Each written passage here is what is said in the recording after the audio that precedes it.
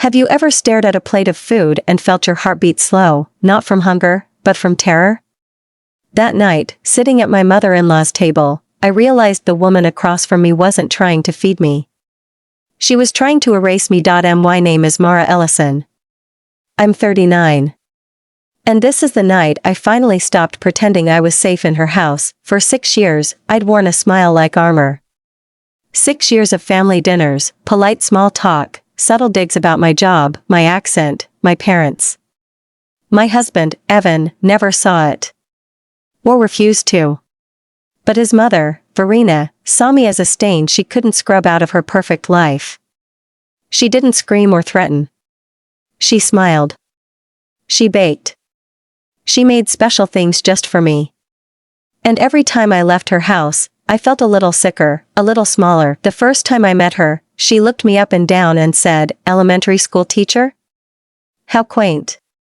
Like she was sniffing something spoiled. I told myself it was nerves.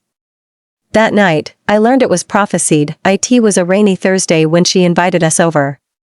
Evan's plate came out first, golden baked ziti, bubbling with cheese. Then she placed mine down. Not golden. Not bubbling.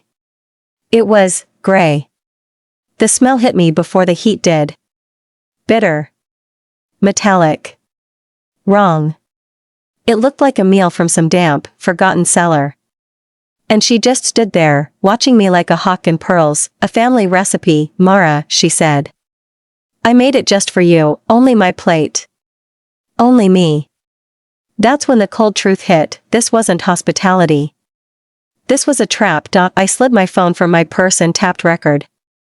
I asked her what herbs she used. She tilted her head, smile flickering like a candle. "Old secrets," she said. Her hands were trembling, not from age. From anticipation. I looked closer. Green flecks glistened like moss scraped from stone. They weren't basil. They weren't oregano. They were something wild, or worse. My fork hovered, but I didn't eat. I asked her again, "You made this just for me?" "Of course," she purred. "Just between us girls, this wasn't new. Last month it was a cocktail that left me vomiting while everyone else sipped champagne. Before that, cookies that tasted like soap." Every time, she played dumb. Oops, must have grabbed the wrong bottle, but tonight, she had gone too far. The smell was stronger. The color off. And Evan, the man I married, didn't even look up from his plate. So I smiled. And I asked her to tell me all about her special herbs. She leaned in, eyes glittering. "Let's just say," she whispered, "you'll never forget this experience." That was the moment I knew. This wasn't paranoia. This was murder, dressed up as dinner. I excused myself, saying I needed the restroom. My hands were shaking so hard I almost dropped my phone. I locked the door, dialed 911, and whispered, "I think my mother-in-law is trying to poison me." The dispatcher told me to stay calm. Officers were on their way. I texted my friend Nina, a cop I trusted, "Emergency at Verena's house. Please come." I flushed the toilet for effect and walked back into the dining room. Verena was practically glowing with anticipation. "Feeling better, dear?" she asked. "Much," I said. I picked up my fork again and asked, "Real sweet, these green bits, what exactly are they?" She smiled, shark-like. "Rare herbs from the woods. Most people can't handle them. But you're tougher than most. Wild plants can kill you."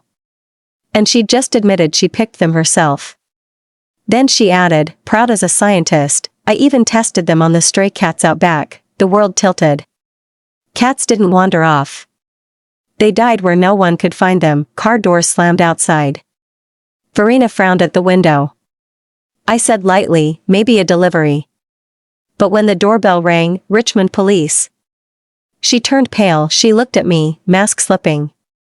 "You called the police," she hissed. "After you confessed," I said, standing. "Yes." Evan finally looked up from his phone. His eyes flicked between our plates, his normal food, my gray poison. Years of excuses cracked like ice. The officers entered, Nina at the front. They secured the scene. I played them the recording. Verena's own voice filled the room, rare herbs. I tested them on the cats. Evan's face went ashen. He whispered, Mom, what did you do? And she broke. All the charity lady polish peeled away.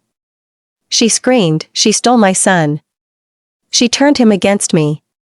The officers read her rights as she shook with fury. In her pantry, they found a notebook. Not recipes. Experiments. Page after page, dosages, effects, symptoms. My name written over and over like a target. This wasn't a mistake. It wasn't a moment of madness. It was a project, one she'd been perfecting for years. People ask me if I've forgiven Evan. If our marriage survived. The truth? I don't know yet. He wanted so badly to believe his mother was harmless, he left me alone in the lion's den, but I survived. Because I trusted my instincts.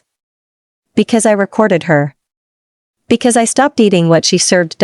If you take anything from my story, take this: the monsters at your table don't always look like monsters. Sometimes they smile while they hand you the fork. What would you have done in my place?